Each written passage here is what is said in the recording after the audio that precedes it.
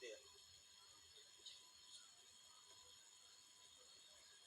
Assalamualaikum warahmatullahi wabarakatuh.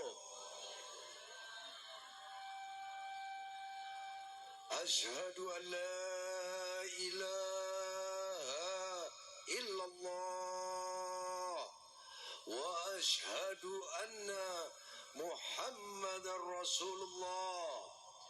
La ilaha illallah Muhammadur Rasulullah sallallahu alaihi wasallam.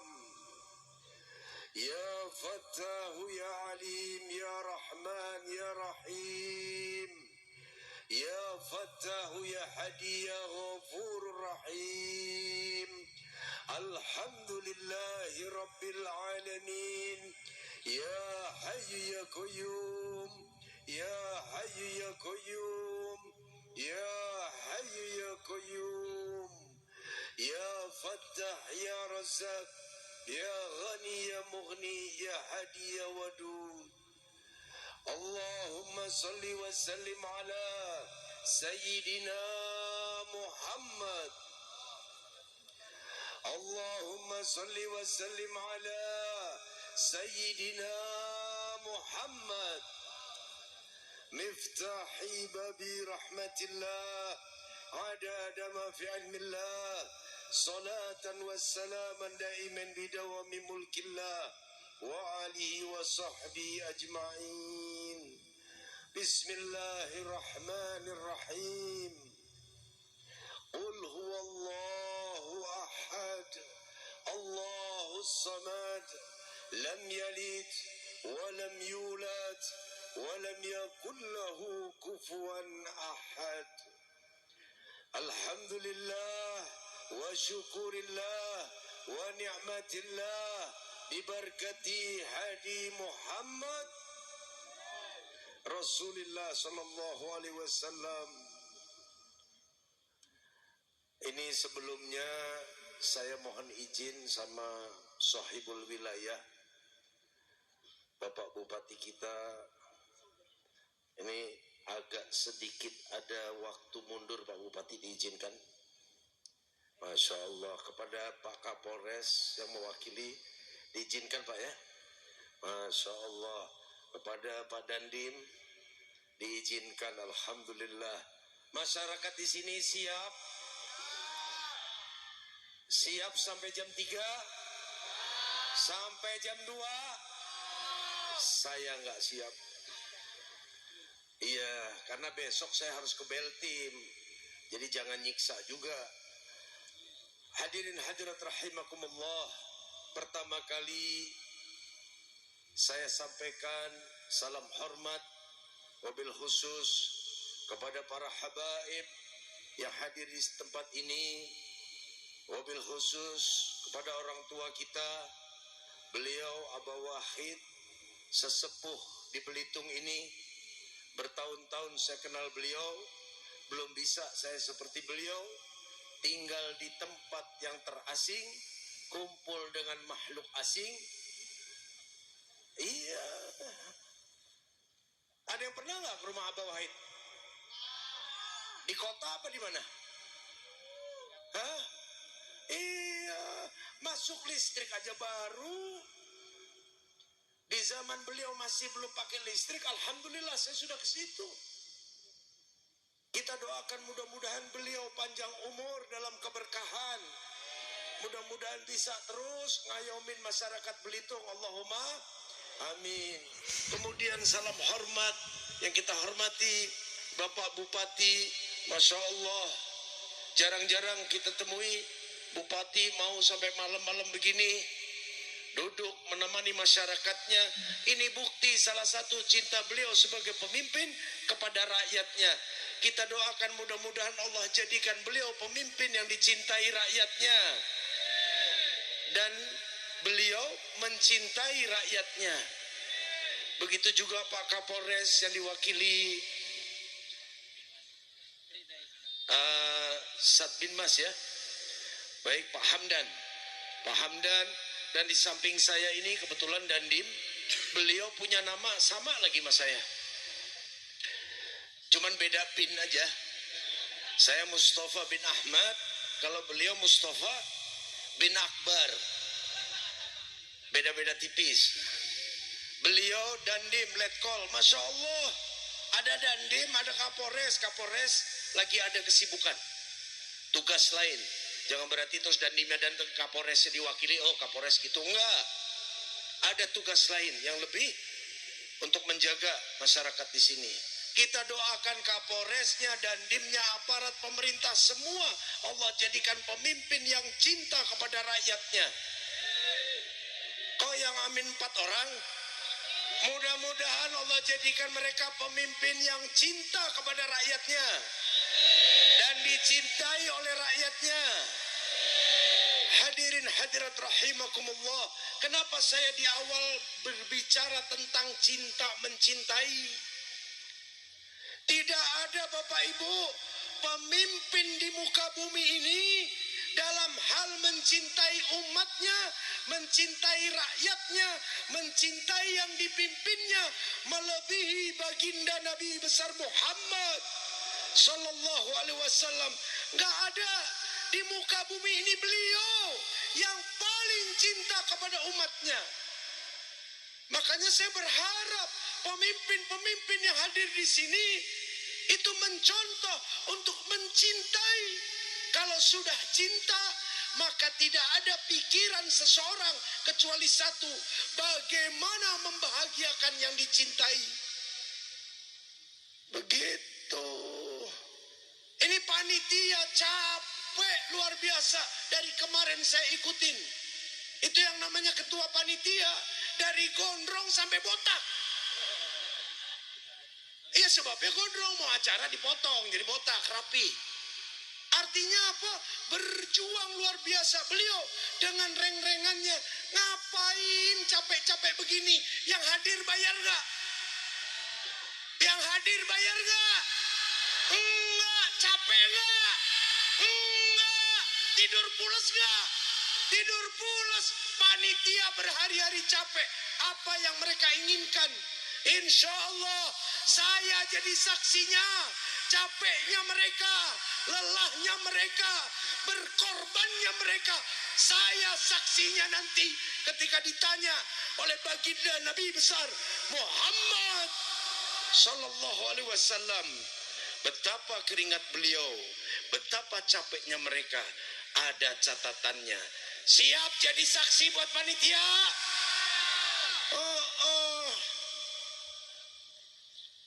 Termasuk bapak-bapak semua, ibu-ibu hadir di tempat ini. Duduk berjam-jam, berlangit, beratapkan langit. Sebagian, yang sebagian milik di tenda. Padahal ini jebakan Batman. Iya, jebakan Batman. Yang milih di bawah tenda ada kurangnya dibanding yang enggak. Ya, jadi yang di bawah, enggak di bawah tenda, ada plusnya. Oh, langsung langit nih. Tapi bukan berarti yang kena tenda terus kurang. Enggak, itu bercanda. Tetap sama ya. Bapak Ibu sekalian, ini acara maulid. Acara memperingati, merayakan kelahiran baginda Nabi besar Muhammad sallallahu alaihi wasallam. Kalau maulid itu merayakan waktu kelahiran, nggak masalah mau kapan. Ada orang suka nanya, Beb, maulid kan udah 12 Rabiul Awal. Nggak ada, mau kapan juga boleh. Karena maulid, kalau maulud merayakan manusianya. Ini maulid boleh kapan saja, bahkan setiap hari, setiap saat kita di dalam hati kalau bisa merayakan kelahiran baginda Nabi besar Muhammad sallallahu alaihi wasallam. Kenapa Bapak Ibu sekalian? Satu saja yang harap diingat sama Bapak Ibu sekalian, tolong diingat, bawa pulang ke rumah, terus sering-sering diingat. Bapak dapat nikmat apapun, ada jasa Rasulullah di situ. Ibu dapat nikmat apapun, ada jasa Rasulullah di situ. Kenapa kok bisa begitu? Laulaka ya Muhammad, tidak aku ciptakan dunia dan isinya kalau bukan karena engkau ya Muhammad. Artinya apa? Diciptakan ini dunia, diciptakan Indonesia, diciptakan Belitung, diciptakan Sijuk, diciptakan Bapak dan Ibu termasuk saya, sebab Allah mau ciptakan baginda Nabi besar Muhammad Sallallahu Alaihi Wasallam. Paham? Paham Pak? Paham Bu? Oh, orang Sijuk, Masya Allah, orang Belitung, cepat pahamnya. Terus pertanyaannya, kapan terakhir terima kasih sama Nabi? Lah iya, jasa Nabi Muhammad SAW ke kita nggak kehitung.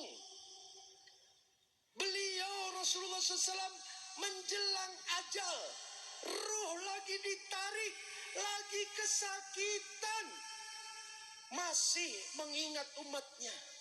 Ditahan tuh malaikat Israel. Tar dulu napa, jangan cepat-cepat. Apa yang disampaikan Rasulullah SAW? Ya Allah ya Rabb, sebegini sakitnya dicabut nyawa ya Allah. Pindahkan ya Allah, pindahkan rasa sakit umatku seluruhnya. Ketika dicabut nyawanya, pindahkan kepadaku. Ada Pak yang begitu? Jangan soal nyawa. Bapak punya tetangga nih sakit, terus nengok, terus doa, ya Allah pindahin sakitnya dia ke saya.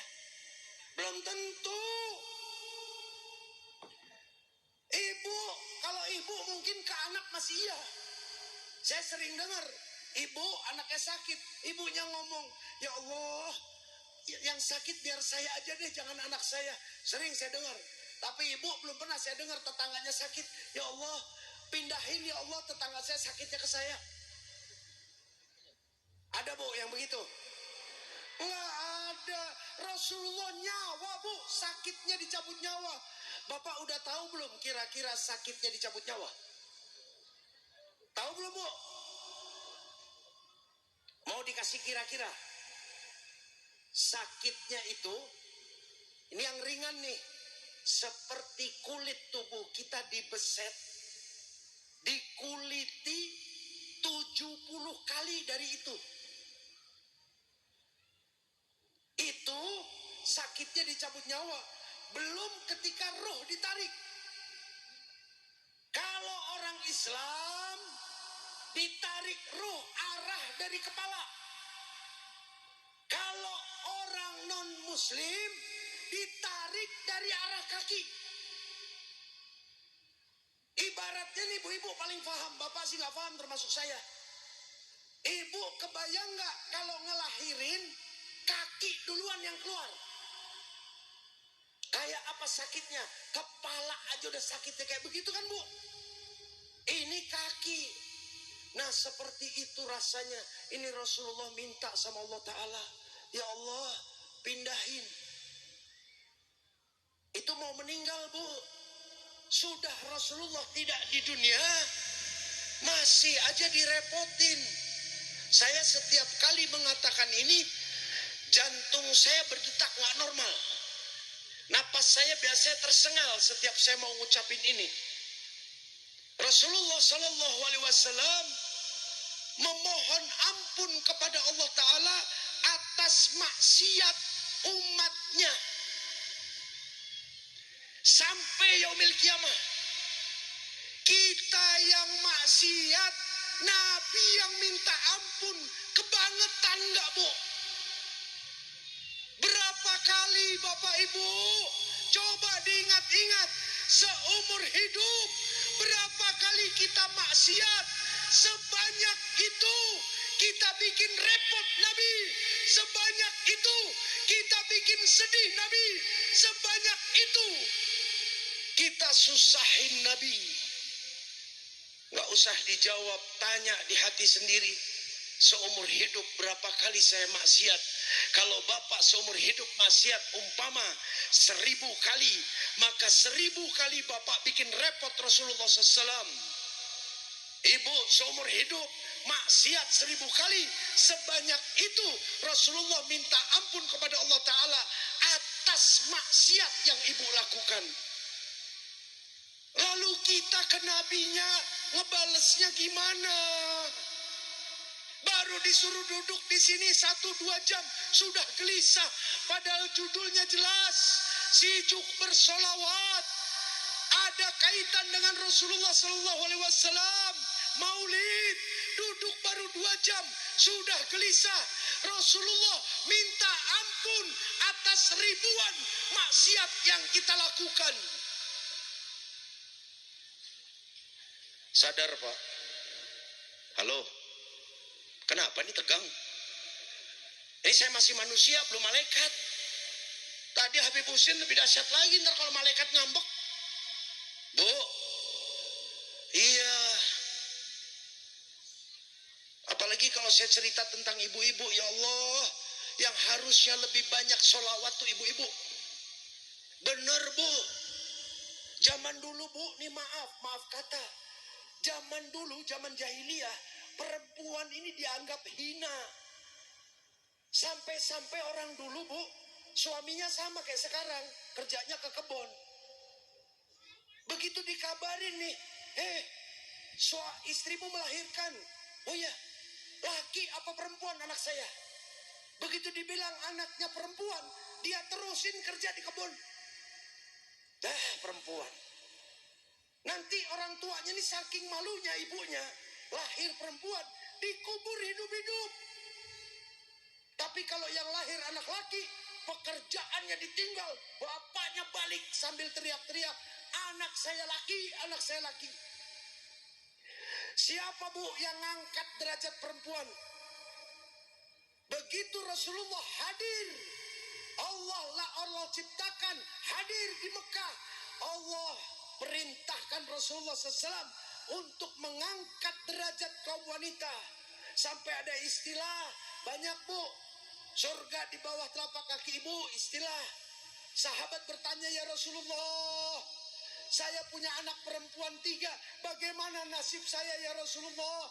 Dijawab Rasulullah, didik anakmu, nikahkan. Barang siapa orang tua punya anak perempuan 3, dia didik, dia besarkan sampai dia nikahkan, jaminan surga buat orang tuanya. Jangan main amin, didik enggak? Sahabat nanya lagi, ya Rasulullah, saya punya anak perempuan 2. Rasulullah mengatakan, sama. Yang sebelah sana sahabat ngomong, ya Rasulullah, saya anak perempuan 1. Sama. Berebut ketika punya anak perempuan, berebut ngacung. Dulu punya anak perempuan, dilepehin, dibuang, bahkan dikubur hidup-hidup. Siapa Bu yang memuliakan kaum perempuan? Ajaran yang dibawa siapa Bu? Rasulullah SAW. Kapan Bu terima kasih sama Nabi? Kapan Ibu terang-terangan sholawat? Ya Rasulullah, terima kasih ya Rasulullah, Engkau memuliakan kaum perempuan. Sampai dikatakan, barang siapa seorang ibu menyusui anaknya dengan ikhlas ridho lillahi ta'ala, 1 tetes susu yang diminum anaknya, pahalanya sama dengan jihad. Dulu perempuan, lakinya nggak bisa ngiri Bu, termasuk saya. Emang saya punya air susu? Maksa gimana juga nggak bisa. Perempuan dikasih. Barang siapa perempuan melahirkan kemudian meninggal, maka dia sama dengan mati syahid. Perempuan lagi. Iya. Barang siapa seorang istri mencuci celana suami dengan ikhlas ridho, Allah beri 1000 kebaikan, Allah angkat 1000 keburukannya. Ibu berapa kali nyuci celana suami? Oh, oh. Sayangnya tuh 1000 kebaikannya dikasihin sama ibu Samsung, ibu Mitsubishi, ibu apa Daichi, ibu apa dah pokoknya tuh mesin cuci. Sekali-kali ambil bu, kucek pakai tangan ibu sendiri. Tapi syaratnya nggak boleh ngomel. Nih bapak ya, baru kemarin dicuci udah kotor lagi. Nggak dapet bu. Jangan juga kayak orang Beltim. Habis saya kasih tahu begini, besoknya sebulan bapaknya datang ke saya, suaminya. Beb tolong nasihatin istri saya. Gara-gara ceramahnya Habib nih saya susah. Emang kenapa pak?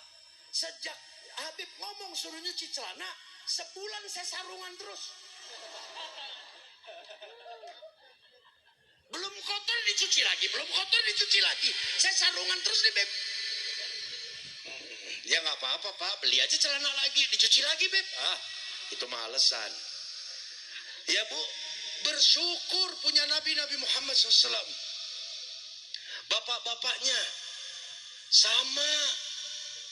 Ya Allah, ini mau acara maulid. Saya akan ceritakan dulu sedikit tentang Rasulullah, tentang sahabat, supaya nanti baca maulidnya pakai rasa. Jangan baca maulid kayak robot, nggak punya rasa. Baca maulid pakai ada perasaan begini, lama bener ya. Awas. Tadi saya ingatkan tuh, bagaimana Rasulullah ke kita. Nah kita cuma disuruh baca sholawat, cuma maulid, berdiri. Tapi kalau pakai cinta, waktu nggak berasa. Iya, bapak kan pernah muda ya pak? Pernah muda belum? Pernah. Kan ada istilah, kalau cinta sudah melekat, tai kucing rasa makan tuh coklat. Saya emang gak gila-gila amat sampai begitu, tai kucing rasa coklat.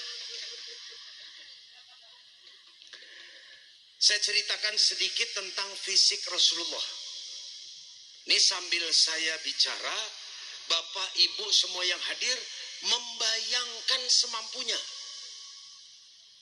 Ya, dari mulai rambut Rasulullah SAW, rambut Nabi Muhammad SAW hitam, mengkilap, bersih, rapi, wangi, tidak keriting, tidak lurus. Rambut Nabi ikal, wangi, bahkan sampai-sampai seperti ada minyak yang akan menetes saking mengkilapnya. Rambut Nabi pernah panjang, pernah tidak panjang. Ya, rambut Rasulullah wangi. Nah sekarang kita cek coba sebentar.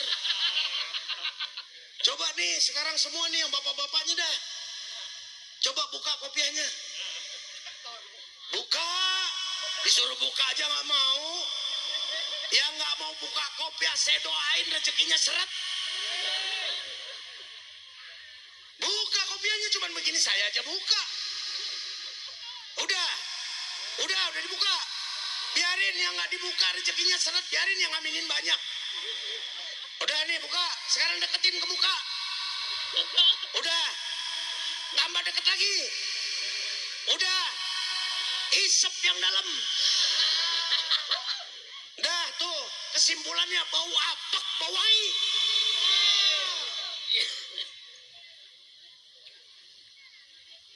Rambut Nabi mengkilap rapi. Ibu-ibunya saya nggak berani nyuruh buka kerudung. Ibu-ibunya ntar di rumah bu masing-masing. Sampai rumah kerudungnya dibuka cium. Bau apek, bau wangi. Ya bebas dah jawab apa mah. Ya bu, rambut Nabi wangi, bersih, mengkilap. Ini bayangin, kulit Rasulullah SAW, kulit badan putih kemerah-merahan. Biji mata Rasulullah hitam.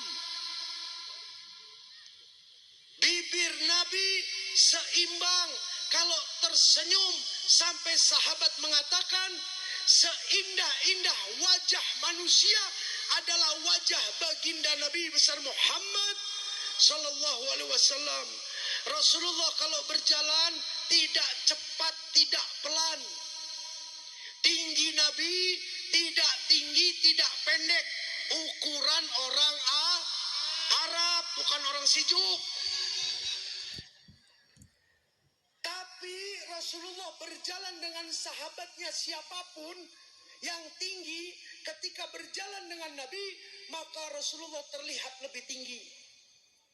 Sahabatnya jalan secepat apapun, pengen nyusul Nabi, nggak bisa. Nabi tetap di depan, seakan-akan tanah yang dipijak bergulung.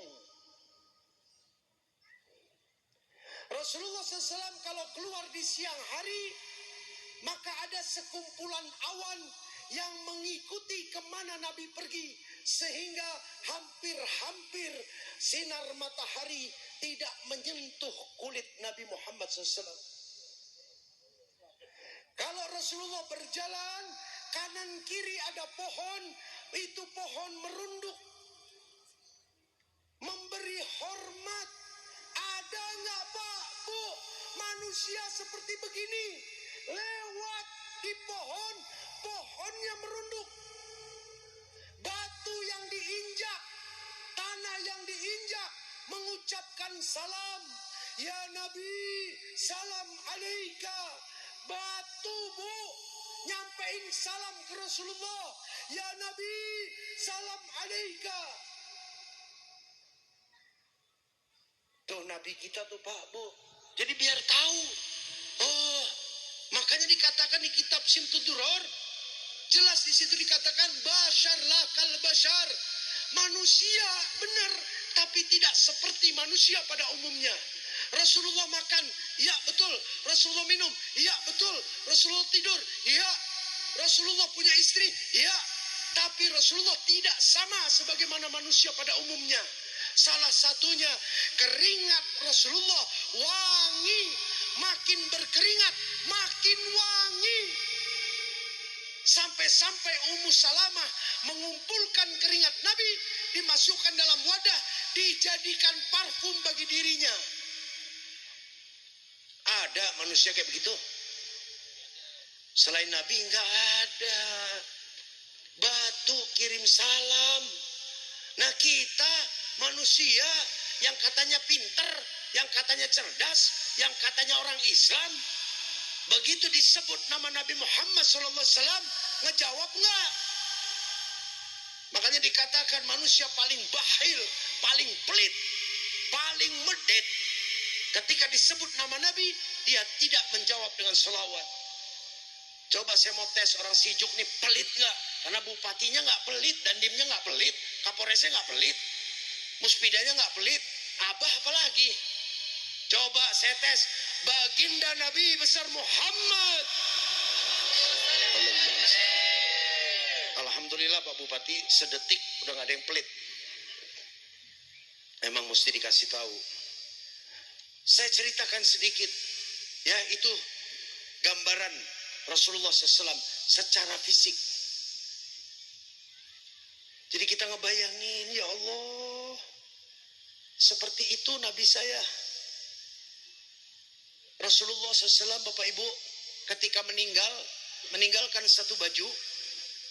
Baju itu ada di dalam riwayat dikatakan 15 jahitan, tembelan kain. Kita makanya kalau pakai baju baru, ya kita mengucapkan syukur sekali-sekali gitu di kaca, lagi pakai baju bagus, apa? Habis bersyukur terus ngomong, ya Rasulullah, maafin saya, baju saya lebih bagus dari engkau. Bu, yang perempuan, anak Rasulullah, Sayyidatina Fatimah Zahra, bajunya satu. Terkadang kalau lagi dicuci, dia nggak bisa keluar kamar. Nunggu bajunya kering. Anak Nabi. Ibu, bajunya ada berapa ratus? Makanya Bu, kalau lebaran nanti ingat-ingat ini. Jadi nanti malu mau minta baju baru sama suami itu malu.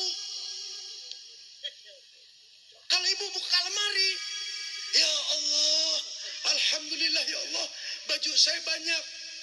Wahai Rasulullah, wahai Siti Fatimah, maafkan aku, bajuku jauh lebih banyak dibanding engkau. Kurang bersyukurnya, masih ngerasa jadi orang susah. Ya Pak, ini tentang Rasulullah banyak kalau saya ceritakan, ya Allah ya Rabb. Mungkin 1 minggu nggak selesai. Balik saya cerita kepada sahabat. Bagaimana sahabat Nabi mencintai beliau. Rasulullah SAW itu kalau mau meludah, ketika meludah, hampir-hampir ludahnya tidak pernah sampai ke tanah. Kenapa Bapak Ibu sekalian? Para sahabat nadangin. Rasulullah mau meludah ke sini ditadangin. Berharap ludahnya yang dia dapatkan. Nanti kalau dia yang dapat ludah Nabi, dia usapkan ke seluruh tubuhnya. Karena tahu keberkahan, tahu ini ludah siapa, karena cintanya mereka kepada Rasulullah SAW. Kalau selesai berwudu, air wudunya Rasulullah jadi rebutan sahabatnya. Nah kita tidak sezaman sama Nabi, kita tidak sezaman dengan Rasulullah SAW, tapi Rasulullah mikirin kita. Rasulullah mengatakan barang siapa nanti dari umatku bermimpi tentang aku, maka sama seperti berjumpa denganku di kala hidup dan akan berjumpa denganku. Makanya sekali-kali doanya begitu Pak, Bu. Kalau lagi sujud selesai doa, ya Allah, saya kangen ya Allah sama Nabi. Pertemukan saya ya Allah dengan Rasulullah dalam mimpiku. Kalau di qasidah ada, Arina wajha habibi fil manam. Hadirkan wajah Nabi dalam tidurku. Pak, pernah nggak Pak sujud di sejadah nangis sesenggukan gara-gara kangen pengen ketemu Nabi? Nggak usah dijawab, ntar pulang ke rumah mikir aja. Sahabat Nabi sebegitu cintanya. Saya cerita sedikit Ibu Bapak.